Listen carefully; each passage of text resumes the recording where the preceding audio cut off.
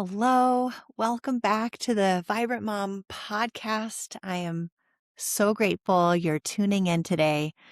Today, we're going to talk about perimenopause and specifically what to look for as signs that you may be already in or nearing early perimenopause. I wanted to start this conversation out with a personal story. So I entered perimenopause several years ago, and it was a couple of years after the COVID pandemic, a couple years after 2020. And this story culminates when I was on a trip to visit one of my closest friends in Mexico. She was spending winters in Mexico at the time, so I had the treat of being able to fly out for a solo trip and spend some time with her on the beach. And what had been happening for me prior to that trip was about 6 to 8 months of what felt like kind of an overnight change that I was experiencing. And looking back, I was experiencing my first symptoms of perimenopause. But at that time, this was like 2021-ish, I had no idea that perimenopause was a thing. Menopause itself was not on my radar. And so I didn't have this hormone change experience as a reference point to understand the symptoms that I was experiencing. So 6 to 8 months prior to the trip, it felt like things had changed for me, but I couldn't put my finger on why. I was feeling more overwhelmed and anxious about just things that I had been handling normally in my life. I was feeling much more indecisive and less confident. Like I couldn't figure out what I thought about something. I couldn't tap into what would make sense for me to do in any particular situation. And that was not familiar to me. That was not something I had experienced before. And that kind of anxiety and overwhelm and that indecision were occurring at a relatively low level, but was much different than what I had experienced as a human prior to that point. And I was attributing those changes to either like a post lockdown shutdown response, or I was linking it to early motherhood where I had a very young child. My son was about 4 at that time. And yeah, that's a rigorous time of life. And so I was attributing some of those mood symptoms I was experiencing to that, also to the COVID experience. And then this third symptom of perimenopause came on to the stage, and it was a doozy for me. It was a life-stopping symptom, and that was insomnia. Prior to being in perimenopause, I had the gift, the ability to just be a really good sleeper as long as I prioritized sleep and chose to go to sleep. I had no problem falling asleep, sleeping for whatever hours I had until my alarm went off, and then waking up and then going about my day. My biggest issue with sleep was whether or not I chose to go to bed on time or chose to give myself a bedtime or not. And my biggest problem with sleep prior to that point was if I had a young child waking me up. So before Keppa, there was no problem with sleep. Once my son Keppa came onto the scene, there was those normal sleepless nights of infancy and then those normal getting woken up in the middle of the night for bathroom breaks or nightmares or sicknesses that young kids really need our support to go through. Those had been the only sleep interruptions that I had experienced.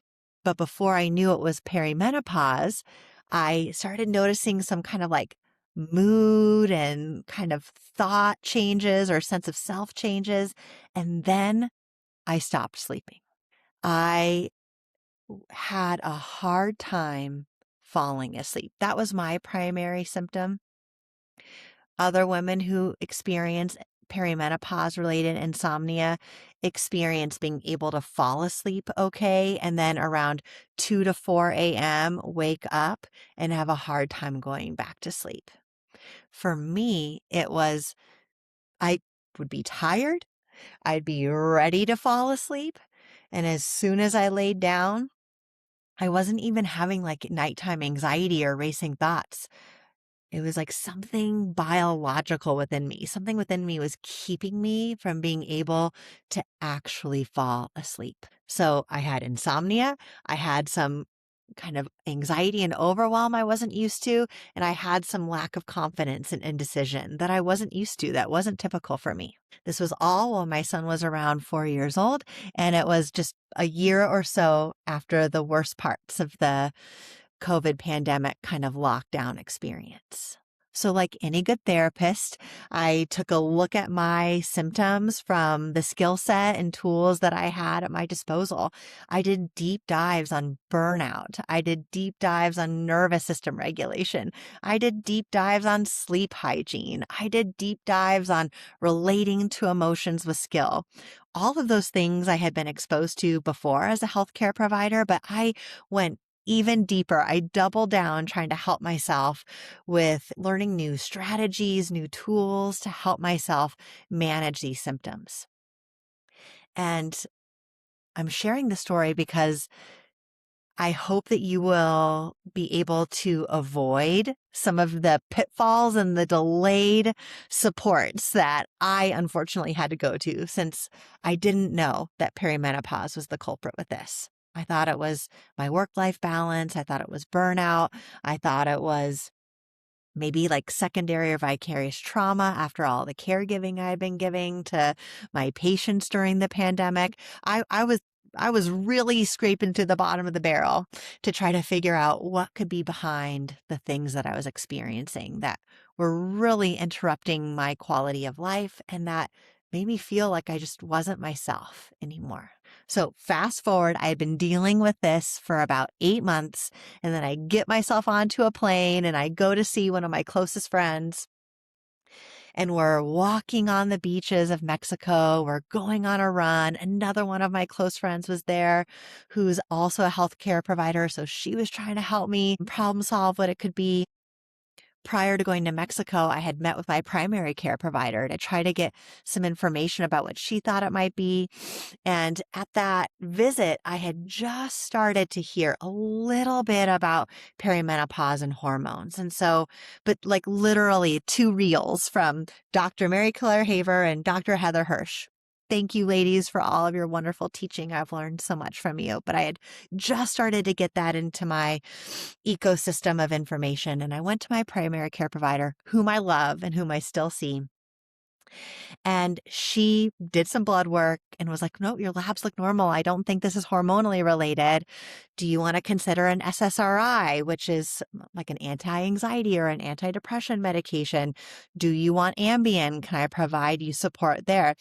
With her skills and her training to that point, she was giving me the best that she could. And I said, no, thank you to the SSRI, not because I don't believe in them. I do. They are amazing tools, but I just knew it wasn't that. I just knew that my anxiety wasn't related to a neurochemical need for some additional support.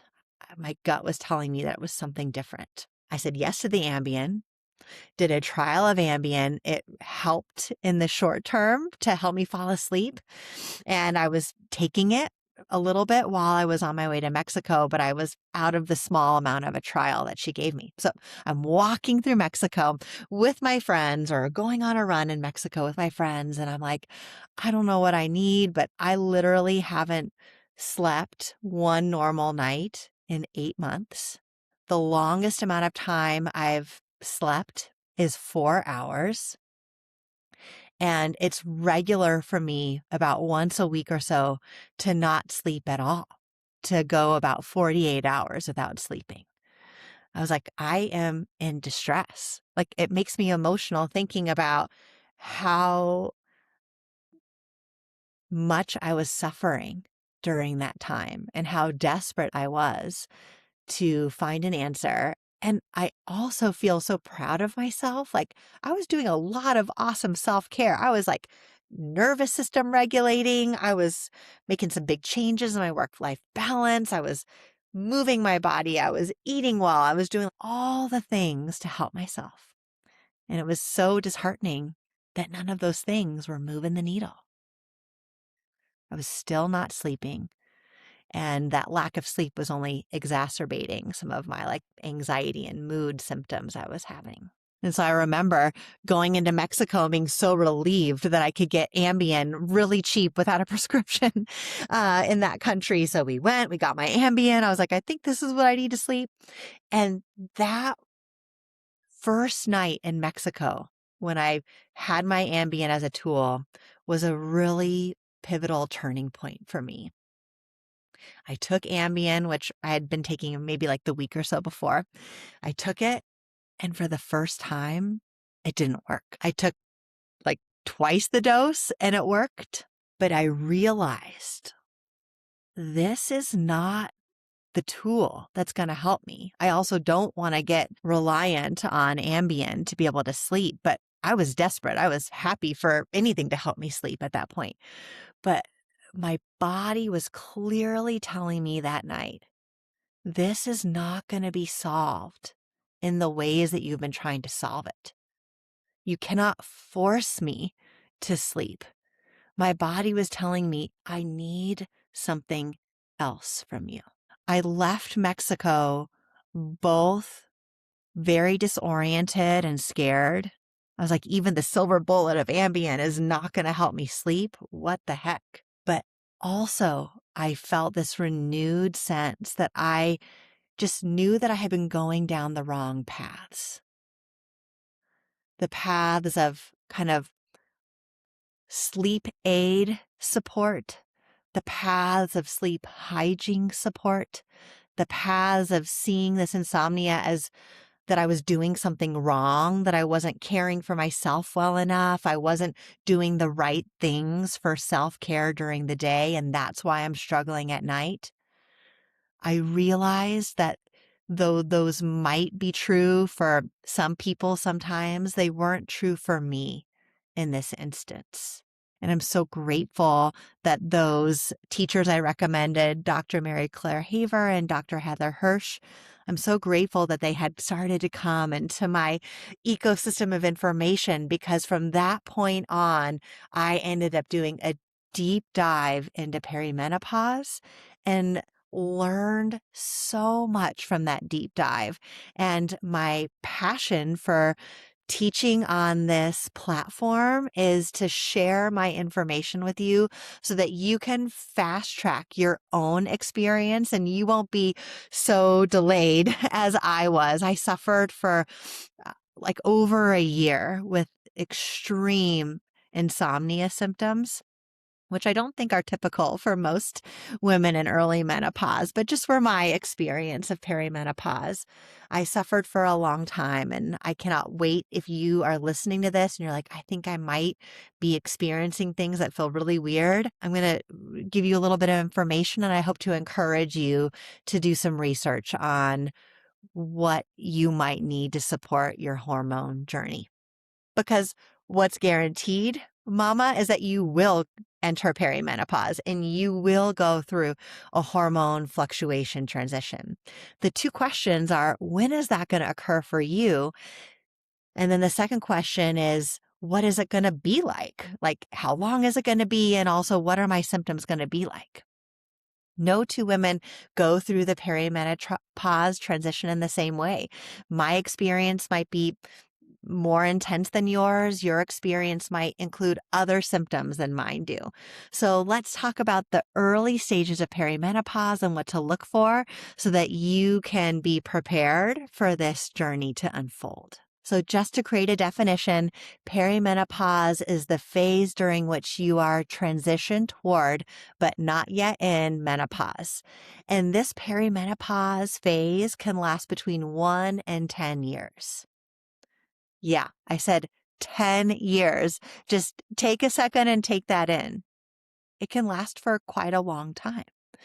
And so because it can last from a year, which is actually a long time, to 10 years, which feels like a lifetime, you don't want to wait for your symptoms to go away on their own. You'll be waiting too long. So you want to detect perimenopause when it's coming so that then you can educate yourself on the many things you can do to support that hormone transition. During perimenopause, your hormone levels are declining over time from week to week, month to month. And as they are declining, they're also fluctuating wildly. They are spiking and surging and then bottoming out. This variability and volatility in hormonal fluctuation on a daily basis is what generates the symptoms of perimenopause that many people experience. So there are two phases of perimenopause: early perimenopause and late perimenopause. One way to know that you're in early perimenopause is by noticing changes in your menstrual cycle. Now, some women won't notice changes in their menstrual cycle, either due to a hysterectomy or an ablation, or if you are on a hormonal IUD, where you don't end up getting your period when you're on that IUD. Also, if you are on birth control pills, that will also influence your cycle, and you may not be able to detect the early stages of perimenopause through cycle-based information. But if you are menstruating, then you can know that you're in early menopause because you'll notice that your cycles start to change. It's not the same for everyone, but typically your cycles start to become shorter and your periods start to get heavier and sometimes with more clots present. So think about early perimenopause as characterized by more frequent and heavier periods. And that's due to the lowering of progesterone. And here are some of the other non-menstrual cycle related symptoms that are most common in early perimenopause. That being said, there's a whole long list of perimenopause symptoms that I'm sure you can Google and find. If you don't hear what you think might be perimenopause symptoms and what I'm saying, believe yourself, trust yourself. I'm going to refer you at the end of this to consult with a skilled hormone specialist to be able to understand if you're in perimenopause or not. The most common signs of early perimenopause are actually neurobiological or brain-based changes. So that would include mood changes, feeling down or anxious, feeling like your moods are shifting in ways that feel unfamiliar to you, or feeling like your normal ways of supporting yourself when you're feeling down or when you're feeling anxious just isn't working anymore. And the extremity or intensity of your moods feels unfamiliar to you. The second most common is insomnia, which is either having trouble sleeping through the night without interruption or being able to fall asleep, as you heard me describe at detail. The third most common sign is irritability and rage. So, of course, before perimenopause, you'll feel anxious, you'll feel down, you'll feel anger or frustration, you'll feel irritability. Those are normal human feelings. We're not pathologizing feelings. But if you're going to have a mood-related symptom in perimenopause, this experience of rage and irritability feels like something unusual to you, feels like a new level or a new way of experiencing those emotions that feels a little out of control. You're feeling like your irritability, like your husband is breathing and it's just bothering you, like you cannot get over it, or you're feeling more reactive and more frustrated than you normally would.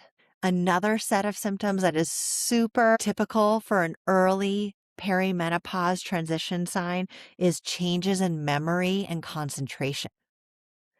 So that's what I was experiencing with my indecisiveness. Like I couldn't decide because I couldn't find within myself or concentrate or even locate in my brain the information that I would need to make a confident decision moving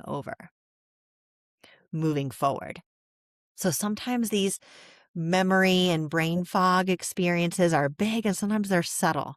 So it would be really typical in early perimenopause, other than the insomnia piece, for the mood, the irritability, the concentration, and changes in memory, for those things to feel subtle at first and to feel easily explainable by other things in your life, like the demands of caregiving, like the demands of a stressful job, like the changes in life that feel hard to bear that many of us go through. And I think because they could be explained away by other things, I think that many women suffer for longer periods of time than we would want them to, not knowing that it's a hormonally driven change and that it's not going away, that they need to support their hormones in some way in order to get relief and to make those neurobiological or cycle related changes feel better supported and resourced. During late menopause, if you are menstruating, you'll notice that your cycle is starting to spread out. Periods get spaced out, so you're having longer cycles. And then other symptoms start to really come to the forefront, either alongside that cycle change, or if you're not menstruating because of the reasons I said before, you can look for these types of symptoms: hot flashes, night sweats, brain fog, vaginal dryness, and even more impaired sleep. There are other symptoms that are associated with the perimenopause experience, like joint pain, body aching, changes in skin, changes in hair. I mean, there's so much that changes because as estrogen and progesterone and testosterone levels change, every body system is affected by that experience.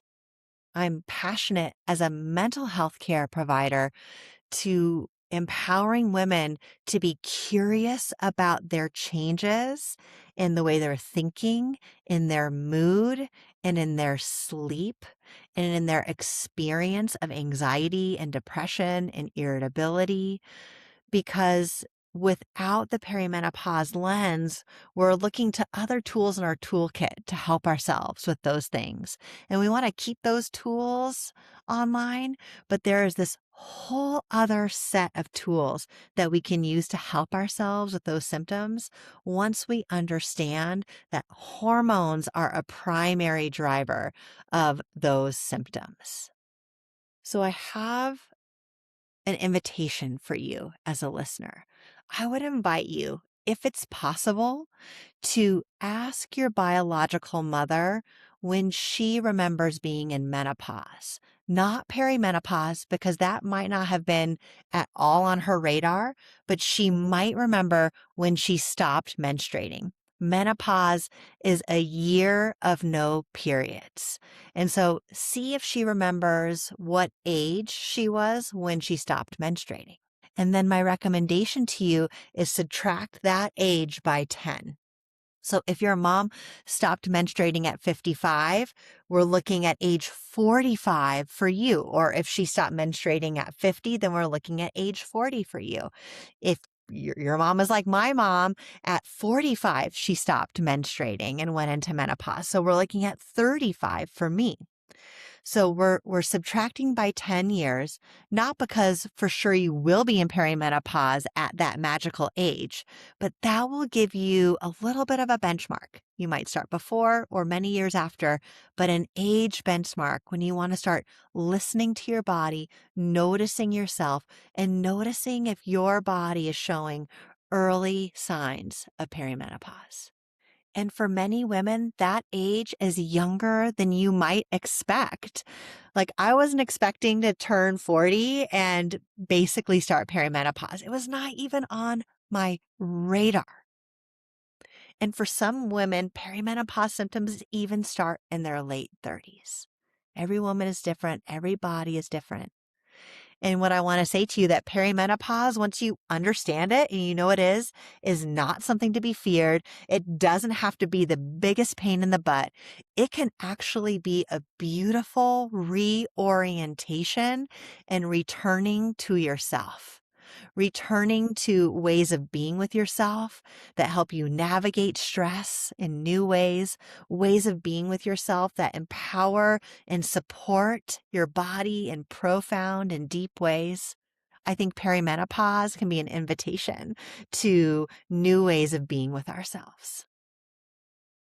These new ways of being ourselves can be tricky, especially when young kids are on board or teenage kids are on board. So I'm here to cheer you on and give you the best resources at my disposal to make sure you're caring for your mind, your body, your emotions, and your soul in the best way you can in this beautiful but full-on experience of midlife motherhood. I'm going to link in the show notes 2 books that I consider mandatory reading for the perimenopause, menopause, midlife body experience. And I'm also going to send a link of directory of well-trained perimenopause providers for you. I hope you've learned something today, and I can't wait to continue in the journey together.